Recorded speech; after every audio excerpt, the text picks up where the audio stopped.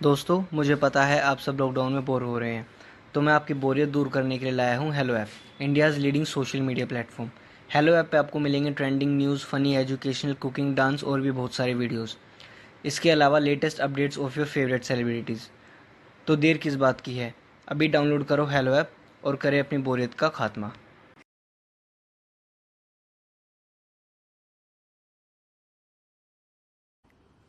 सावित्री 2 बेटों की माँ थी। उसे इस बात पर बड़ा घमंड था। वो मानती थी कि बेटे घर की शान होते हैं। ये ले सावित्री, मिठाई खा, मेरे यहाँ पोती पैदा हुई है। ये सुनते ही सावित्री मुंह बना के कहती है, अरे तू तो लुट गई, बर्बाद हो गई, तेरे यहाँ लड़की पैदा हो गई। अरे तू ऐसा क्यों कह रही है? मैं तो बहुत खुश हूँ। अरे जब तेरी पोती के पीछे तुझे खर्चे पर खर्चे करने पड़ेंगे ना, तब ये तेरी सारी खुशी गम में बदल जाएगी। पहले लड़की की पढ़ाई लिखाई का खर्चा, फिर उसकी शादी का खर्चा। अरे आजकल की शादियाँ कितनी महंगी हो गई है। गहने बनाओ, लाखों रुपए पानी की तरह बह जाते हैं। लड़कियां तो सिर्फ खर्चा करवाने के लिए ही पैदा होती हैं। इस तरह लड़कियों के प्रति अपने विचार व्यक्त करते हुए सावित्री ममता को लंबा चौड़ा भाषण देके चली जाती है। अब तो आप लोग इस कहानी में सावित्री देवी का पात्र अच्छी तरह समझ ही गए होंगे। कुछ समय बाद सावित्री की बड़ी बहू भी एक लड़की को जन्म देती है। फिर क्या था, सावित्री पूरा आसमान सर पर उठा लेती है। हे भगवान, ये तू मुझसे किस जन्म का बदला ले रहा है? अरे मैं तो मंदिर में रोज आकर तुझसे कहती तो थी कि मुझे एक पोता चाहिए, और तूने मुझे पोती दे दी। इतनी मिठाइयाँ और प्रसाद चढ़ाने का क्या फायदा हुआ?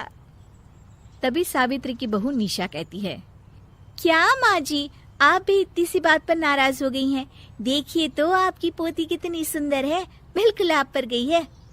अरे चुप कर, तुझे 9 महीने इतने महंगे महंगे काजू बादाम फल फ्रूट खिलाने का फायदा क्या हुआ?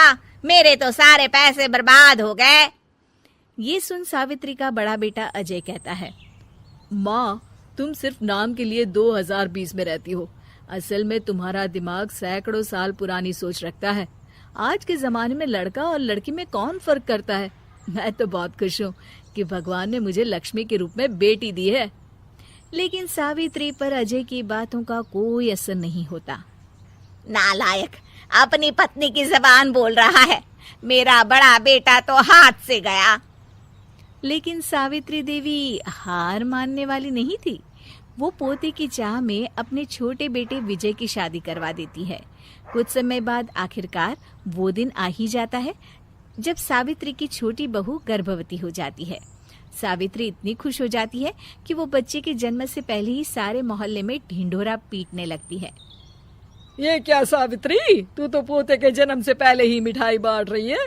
पहले पोता पैदा तो होने दे, और फिर क्या पता अगर पोते की जगह पोती पैदा हो गई तो। ये सुन सावित्री चिढ़ जाती है। अरे अपनी काली जबान मत चला। मेरी मिठाई खा के मेरा ही बुरा सोच रही है। बड़ी आई, ला मेरी मिठाई वापस कर। देख लेना, इस बार मेरे यहाँ पोता पैदा होगा, पोता। लेकिन ठीक इसका उल्टा होता है।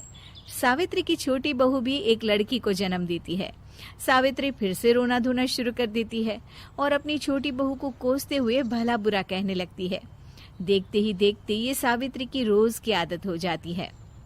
एक दिन उसकी इस आदत से परेशान होकर विजय अपने भाई अजय से कहता है, भैया, माँ खुद एक औरत होकर हमारी बेटियों को पसंद नहीं करती, उल्टा उन्हें रोज कोसती रहती है। मुझे माँ की यह आदत बिल्कुल पसंद नहीं आती। अरे तू ठीक कहता है, मैं भी अब माँ से तंग आ गया हूँ। अच्छा, तो अब तुम दोनों इस तरह पीठ पीछे मेरी बुराई भी करने लग गए हो? नहीं माँ, हम चाहते हैं कि घर में शांति बनी रहे। हमें हमारी बेटियाँ बहुत प्यारी है। मैं नहीं चाहता कि वह तुम्हारे ताने सुन सुन कर बड़ी हो, और इसीलिए हम दोनों ये घर छोड़कर चले जाएंगे। हाँ माँ, मैं भैया की बात से सहमत हूँ। जब तुम इस घर में अकेली रहोगी तब तुम्हें अपनों की कीमत का एहसास होगा। अपने दोनों बेटों के मुंह से अपनी माँ के लिए इतने कठोर शब्द सुन सावित्री भावुक और रुआंसी होकर कहती है, क्या सच में तुम दोनों मुझे इस घर में अकेली छोड़कर चले जाओगे? हाँ माँ। हाँ माँ, अब पानी सर के ऊपर जा चुका है। मैं तुम दोनों के बिना नहीं रह सकती। अपनी सास के आंसू देख अजय और विजय की पत्नी अपने पतियों से लड़ पड़ती है। अरे जिसे जाना है वो जाए, मैं माँ जी को छोड़कर कहीं नहीं जाने वाली। भाभी आप ये क्या कह रही हैं? वही जो तुम सुन रहे हो, दीदी बिल्कुल सही कह रही है।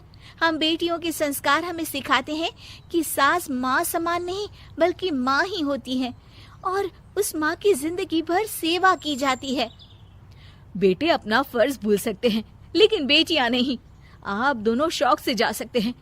माँ जी, हम दोनों के रहते आपको किसी बात की फिक्र करने की जरूरत नहीं। फिर क्या था, सावित्री के ऊपर छाए बेटों के घमंड के बादल उसकी बेटी स्वरूप बहुओं के तेज के आगे आंसू के रूप में परिवर्तित होकर सावित्री की आंखों से बहने लगते हैं और वो उन दोनों को गले लगा लेती है। मैं जिंदगी भर बेटियों को कोसती रही, लेकिन आज तुम दोनों को देख मुझे समझ आ गया कि बड़े अभागे होते हैं वो लोग जिनके घर बेटियां नहीं होती।